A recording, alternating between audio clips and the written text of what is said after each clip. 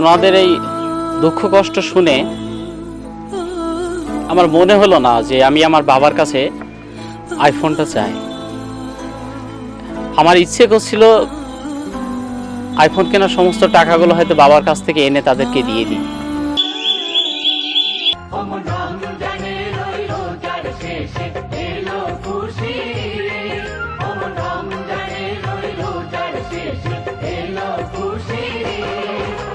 আসি কনে তুই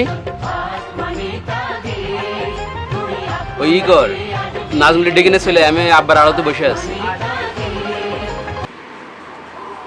দূর যায়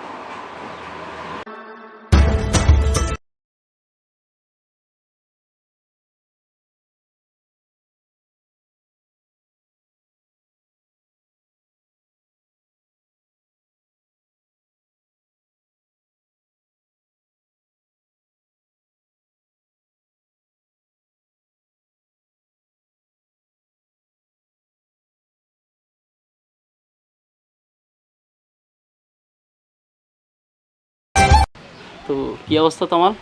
আর বলিস না বন্ধু, আমার তো সব ঘেটে ঘ। কি হয়েছে? ছেলেপিলের নিয়ে এবার ভাবলাম একটু পার্টি টার্টি করবো, মাস্তি টাস্তি করবো। চান রাতে আসছে, টাকা চালাম বাড়ি 20,000 কবে না টাকা, আর বলছে আর একবার টাকা চালিয়ে বিয়ে টিয়ে দিয়ে আলাদা করে দেবে। আপনার সবগুলোই এরকম রে, টাকা পয়সা চালিয়ে দিচ্ছে না। আমার এসব ফোন চলে, এসব ফোন চাইনা ফোন। আমি একটা আইফোনের কথা বললাম, আইফোন এক্স, কিন্তু আমার বাপ টাকাটা দিল না। ওই করোনার দোহাই, টাকা নেই পয়সা নেই, যা আছে ওই নিয়েই চলো। মুখে যা আসছে তাই, হ্যাঁ যা আসছে তাই হয়, ওইভাবে হয়। এবারে আমি ভাবছি বাড়ি আমি চলে যাবো, বাড়ি থাকবো। এবার ঈদটাই করা হবে না, ঈদ এইভাবে ঈদ করা যায় এইভাবে। আমি কি করবো বন্ধু? তোর কি খবর? হেঁটে হেঁটে বন্ধুদের সাথে ঈদে ঘুরতে যাই, বন্ধুদের বাইক থাকে, আমার একটা বাইক কেনার শখ, কিন্তু বাবার কাছে টাকা চাচ্ছি দিচ্ছে না। তোর একটা বাইক দরকার, এটা আসলে একটা বাইক দরকার, বাইক দরকার। প্রতিদিন হেঁটে হেঁটে বন্ধুদের সাথে আড্ডা দিয়ে কখন তোর সাথে দেখা হয়, আমার সাথে দেখা হয়, গাড়ির পেছনে উঠে এভাবে চলা যায় নাকি? চলা যায় এভাবে? গাড়িতে চলে চলে বাপ তো বসবে না, লাগে না, নিজের একটা গাড়ি লাগে না। টাকা নেই, ঈদটাই মাঠে হয়ে গেল, ঈদ আর হবে না। যাক 20,000 টাকা দেবে না একটা মাত্র ছেলে, আমি বুঝি সাথে বড় একটা মানে ব্যবসা প্রতিষ্ঠান চালাই, 20 টাকা ক টাকা পাইছে আমি? এই কার্ডগুলো কি বেচে দিবি? বেশি দিলে তো হইতো, কিন্তু বের করে দিবেন বাড়িতে। বেচে সব পার্টি করে আসি না বন্ধু, ম্যাচিং এ নাট খুলে বেঁচে দিই। নাটে আর ক টাকা হবে? নাট বেচলে হবে না? তোরা ইয়ার কি মাসিস ভাই, আমার যে কি হচ্ছে না বুঝতে পারছি, তিনজনের একই দশা, ঈদ টিদ কিচ্ছু হবে না, কোনো ঈদ হবে না। আমি ভাবছি কালকে সকালে ঘুমিতে উঠবো না, খিস মেরে শুয়ে থাকবো, লুঙ্গিটা পরে নামাজ পড়ে আবার শুয়ে থাকবো, কোথাও যাবো না। ঈদটাই মাঠে হয়ে গেল। আর ঈদ কোন ঈদে আনন্দ করতেছিলাম, সে কি হলো? 20,000 টাকা চালাম, তুই একটা গাড়ি চালি, তুই একটা ফোন চালি, এমন তো না যে দিতে পারে না। দিতে পারবে বলো? পারবে, দেবে না, শুধু নকশা করে আমাদের, দেবে না, হ্যাঁ শুধু নকশা করে। ছেলেপিলে দেবে না। আর আব্বা যাও একটু নরম হয় মাঝে মাঝে, মা এমন ভাবে গিট মারে, ওরে বাবা রে বাবা, হয় না কিভাবে? আসসালামু আলাইকুম। ওয়ালাইকুম আসসালাম। ভালো আছে? হ্যাঁ আলহামদুলিল্লাহ আলহামদুলিল্লাহ। তোমরা কেমন আছো? আছি ভালো। ঈদ মোবারক। আর ঈদ মোবারক কাকা। তাহলে তো তোমাদের এই ঈদটা তো আর ভালো কাটছে না, কোনো লাইন নেই, লাইন নেই। থাক। হ্যাঁ তা আপনার কি খবর, কেনাকাটাটা শেষ? হ্যাঁ, আমার তো কেনাকাটা কয়েকদিন আগেই হয়ে গেছে। বড় লোক হলে যা হয়, দেখলি তো। মানে আপনি কি মজা নিচ্ছেন আমাদের সাথে নাকি? মজা ঠিক না, তবে তোমরা দেখো, হয়তো এখন আমাকে দেখছো যে কাকু মানে খুব বড় লোক, ঘুরে ফিরে খুব ভালো আছে, কিন্তু আমরা যেই পরিবার থেকে উঠে এসেছি না, তোমাদের এই বয়স, আমি বললাম যে আব্বা আমার তো জামা কাপড় নেই, একটা জামা কিনে দিতে হবে। আব্বা আসলে কিছু বললো না, তবে তার মানে মনটা খুব খারাপ হয়ে গেল। তা আমি সেটা দেখে কিছু আর জোরাজোরি করিনি।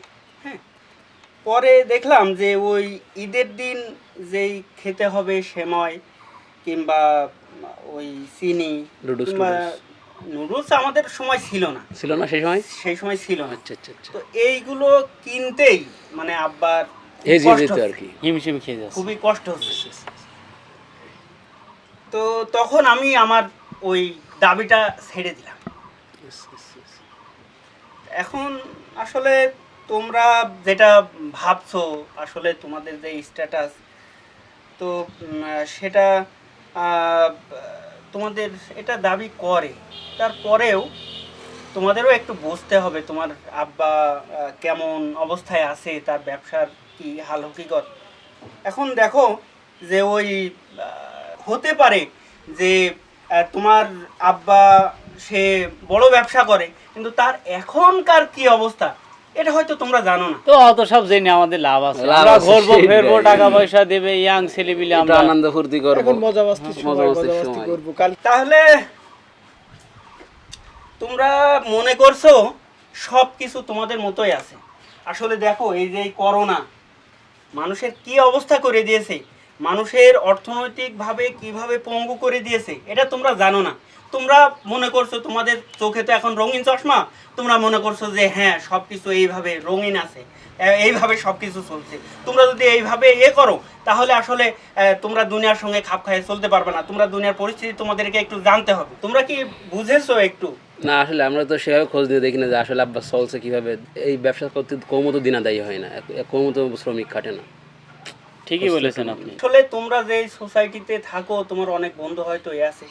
আচ্ছা, তোমরা আনন্দ পাওয়ার জন্য তো এগুলো করো নাকি? হ্যাঁ সেইটাই। আনন্দ দরকার। আচ্ছা, তোমরা জানো যে অন্য কোনোভাবে আনন্দ পাওয়া যায়? সেটা কিভাবে?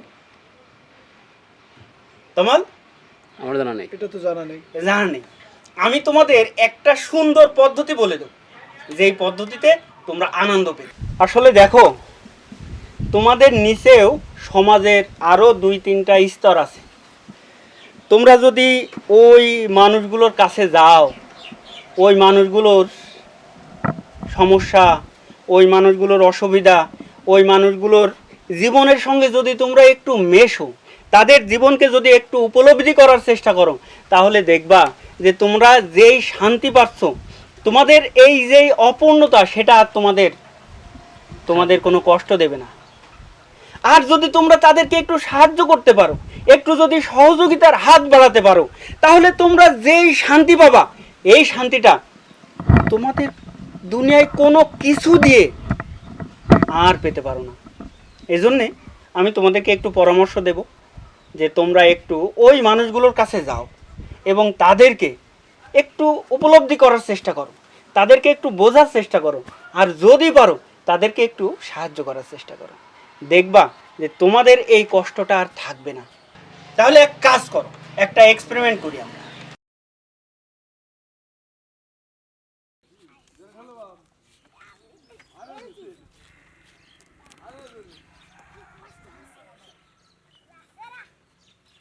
কি অবস্থা আজগর ভাই, আছেন কেমন? এই কোন রকম দিনকাল চলছে ভাই। শরীরটা ভালো আছে? আছে মোটামুটি। বাড়ির সবাই ভালো? তা কাল তো ঈদ, জি, তা কি কেনাকাটা শেষ? কেনাকাটা ওই শুধু মেয়েটার একটা জামা দিতে পারিস ভাই। আর ছেলেটার? ছেলেটা দিতে পারছি মেয়ে কানছে তো। ছেলেগুলো কটা? দুটো। ভাবির জন্য তো অনেক কিছু কেনেন না, যাও ঠেল। আমি ছাড়বো না, আবার এই যে জামা লাগবে না, আমি ছাড়বো না, এই তো পারবো না, আরে বাবা তুই তো বাপের কষ্ট তো বুঝিস। যাও বাপ ঠেল দে, বাপ ঠেল দে, ছাল দেবো না। দে বাপ ঠেল দে।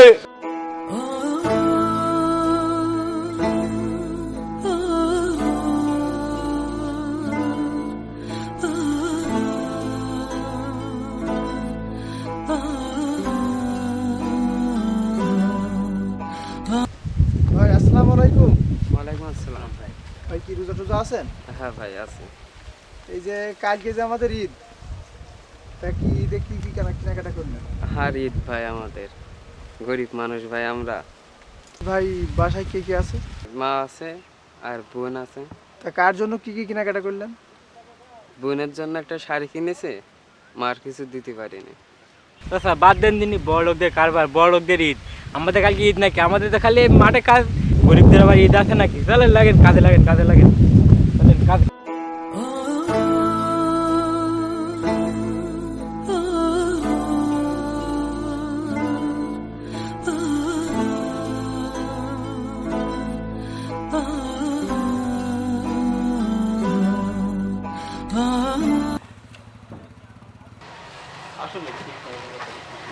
হ্যাঁ তোমার খুব মন মরা দেখছি।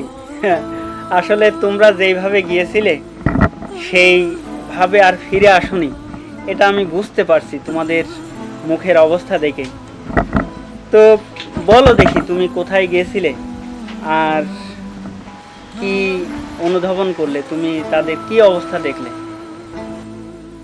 দেখলাম রাস্তাঘাটে বিভিন্ন লোকজন যারা নিম্নবিত্ত বা আপনার নিম্ন মধ্যবিত্ত এই টাইপের, ওদের জীবনযাপন কীভাবে চলছে, কি কষ্ট ওদের দেখলাম। তা বলছে ভাই কোনো ভাড়াভূত নেই, মেয়েটা খুব ধরেছে, মেয়েটার একটা জামা কোনো রকম কিনে দিয়েছে, ছেলেটা কিনে দিয়ে পারছে না, সে ছেলেটা খুব উতলা করছে, দেখলাম আমার বাপের খুব ঝামেলা করছে। তা আমি পরে ছেলেটার একটা জামা কিনে দিয়ে আসলাম। আসলেই দেওয়ার পরে যে কি ভালো লাগছে, নিজের কাছে কি একটা প্রশান্তি লাগছে, ওরকম ফ্রেন্ডদের মানে 20 বার করে খাওয়ালে আমার ওই শান্তিটা আসলে কাজে লাগে, মানে ওইভাবে কাজ করতে না আমার ভিতরে, আসলে একটা আলাদা শান্তি, মানে অনুভূতিটা আমি বুঝাতে পারবো না আপনার। আসলে তোমার, তুমি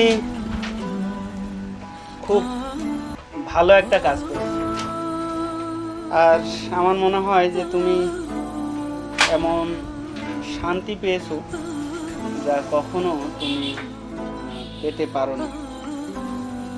আর যেটা তুমি বলেছো যে বন্ধুদের কখনো সন্তুষ্ট করতে পারোনি, আসলে দেখো, যেখানে অসন্তুষ্টি নেই, যেখানে অভাব নেই, সেখানে তুমি কিভাবে সন্তুষ্ট করতে পারো? ধরো একটা গ্লাস ভরা আছে, তো তুমি সেখানে পানি দিচ্ছ, তো তুমি সেখানে কিভাবে গ্লাস ভরলো কি না ভরলো তুমি তো এটা অনুভব করতে পারবে না।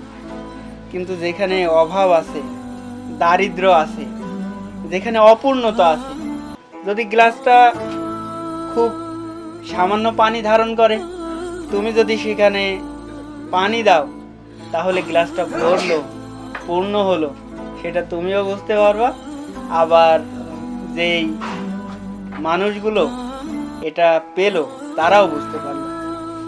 এজন্যে আমাদেরকে একটু ওই নিচের তলার মানুষের দিকে তাকানো দরকার, তাহলেই আমরা প্রকৃত সুখটা পেতে পারি। তো তোমাকে ধন্যবাদ। তোমার নাজমুল, তুমি বলো দেখি, তোমার কি অভিজ্ঞতা হলো? আমি গিয়েছিলাম আমার বাসার পাশেই, ওখানে এক মহিলা আছে, ওনার হাজবেন্ড নাই, মেয়ে আছে একটা, কিন্তু মেয়েটা দেখি কান্না করতেছে শুধু একটা জামার জন্য, একটা জামা। আমি পাশ থেকে শুনলাম, কিন্তু মা বলতেছে আমার কাছে টাকা নাই, আমি কোথা থেকে দিব, কিন্তু আশ্বাস দিতেছে যে দিব,